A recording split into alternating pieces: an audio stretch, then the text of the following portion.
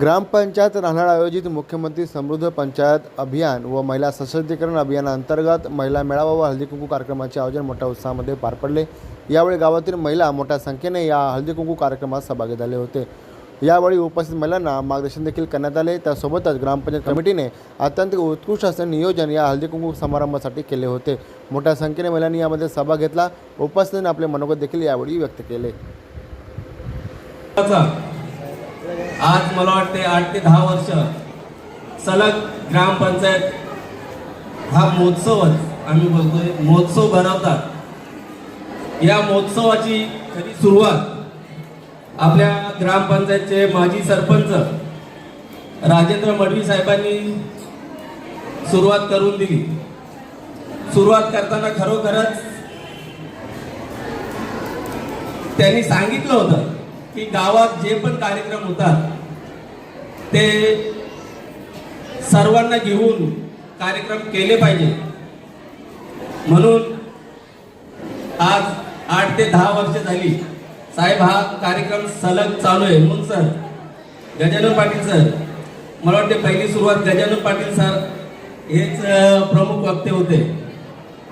तेव्हा देखील महिलांनी मोठ्या प्रमाणात प्रतिसाद दिला आणि आजपर्यंत तो प्रतिसाद तसाच आहे, दिवसेंदिवस वाढत आहे असं बोललं तर अतिशयोक्ती ठरणार नाही।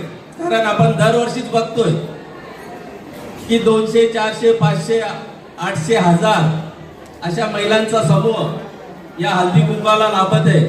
आणि खरोखरच जेव्हा ही गर्दी दिसते तेव्हा असं वाटते की पुढच्या वर्षी याच्या आणखीन मोठा उत्साह व्हावा असं वाटते। मनापासून सर्व महिलांना धन्यवाद देतो आणि आमच्या राहणार गावच्या महिलांना तर प्रथम धन्यवाद देईल की त्या सर्व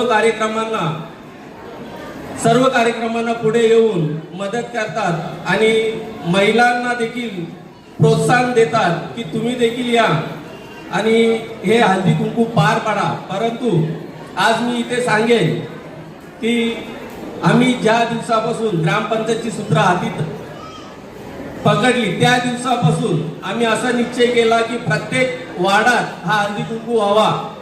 फक्त गावातच नाही, कारण आम्ही सर्व पाडे, आदिवासी पाडा असू दे, चरणी पाडा असू दे, आनंदनगर असू दे, रेल्वे लाईन असू दे, गावातले सर्व वार्ड असू दे, सर्वांना एक समान समजून आम्ही असा विचार केला की प्रत्येक वार्डात एक हळदी कुंकू व्हावा। म्हणून आजचा हा हळदी कुंकू 5 नंबर आणि 6 नंबर वार्डामध्ये येतो। पहिल्या वर्षी आम्ही 2 नंबर वार्डात घेतला, त्याच्यानंतर 3 नंबर वार्डात घेतला आणि आता 5 आणि 6 ह्या वार्डामध्ये घेतलेला आहे। पुढच्या वर्षी नक्कीच दुसरा वार्ड असेल। मी सांगू इच्छितो की या हळदी कुंकू मागचा एक रहस्य आहे। महिलांना एकत्र जमवण्यासाठी, या महिलांना जमवण्यासाठी ग्रामपंचायतने विविध प्रकारचे उपक्रम राबवले। या उपक्रमांती सर्व महिलांनी चांगला प्रतिसाद दिला। त्याचबरोबर ग्रामपंचायतीने देखील या महिलांसाठी काही सरकारी उपाययोजना तयार केल्या आणि त्या राबवल्या देखील। त्या राबवण्यामागे म्हणून सर जसं महाराष्ट्र शासनाने सांगितलं की लखपती दिदी बनवायचं, लखपती दिदी बनवताना आम्ही अगोदरच आमच्या महिलांना लखपती दिदी बनवलेलं आहे। आमच्या ज्या महिला बिझनेस करतात त्या महिलांच्या प्रत्येकीच्या खात्यावर लाख लाख रुपये तर सहज असतील, म्हणजे त्या लखपती झाल्या। म्हणजे महाराष्ट्र शासनाने सांगितल्याप्रमाणे आम्ही अगोदरच त्यांना लखपती बनवलेलं आहे। या महिला महोत्सवामध्ये आम्ही स्टॉल फ्री दिलेले होते। त्या स्टॉलच्या माध्यमातून खाद्य संस्कृती असू दे, इतर काही साहित्य असतील, म्हणजे मसाला असेल, लोणचं असेल, पापड असतील, इतर काही वस्तू ज्या बनवलेल्या होत्या, साबण वगैरे, या साबण प्रक्रियेत मला वाटते आमच्या केवणी दिव्याची महिला आहे ती स्वतः घरात साबण बनवते। त्या आल्यात का नाही काही मला माहित नाही, परंतु त्यांनी घरात साबण बनवून चांगला उत्पन्न केला। त्या दृष्टिकोनातून तुम्हाला मी सांगतो की महिलांच्या हातात कला किती भारी आहे। आपण जेव्हा घरात येतो जेव्हा आपल्याला वाटतं की आता आपण घरी दुपारी किंवा संध्याकाळी जेवणासाठी जातो तेव्हा आपल्याला आपल्या तोंडाला पाणी सुटते का तर आपल्याला माहिती का आपल्या घरचं जेवण आपल्याला आता भेटणार आहे. आपण हॉटेलमध्ये गेल्यावर आपल्या तोंडाला पाणी सुटत नाही पण घरात आल्यावर पाणी सुटते कारण ही सर्व किमया आपल्या घरच्या महिलांची असते. आपण महिलांना समजून घेतलं पाहिजे. दिसतात पहिला चेहरा जो आहे तो काहीतरी हा कार्यक्रम आहे म्हणून जायचं अशासाठी आलेला आहे. दुसरा चेहरा जो आहे तो काहीतरी मिळणार आहे म्हणून आलेला आहे. आणि तिसरा चेहरा जो आहे ना संपूर्ण प्रफुल्लित आणि आनंदी दिसणारा तो म्हणजे ह्या ग्रामपंचायतीला सपोर्ट करणारा आहे. तर सगळ्यांनी ह्या ग्रामपंचायतीसाठी जोरदार टाळ्या वाजवायच्या.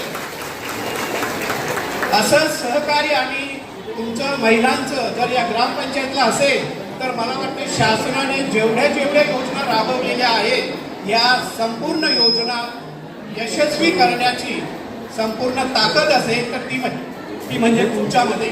आता ही आमची जी महिला आहे तर ही महिला अशाच पद्धतीनं सशक्त कशी असावी तर त्यासाठी मी तुम्हाला थोडक्यात एक माहिती देतोय की आज ज्या वेळेस इथे आपण उपस्थित आहात आपल्या घरातली सगळी कामं बरेचसे जण इथं करून आलेला आहात आणि काही काहींना असं वाटतं की आता माझं काम भरपूर आहे घरातलं, अशा सुद्धा इथे महिला आलेल्या आहेत.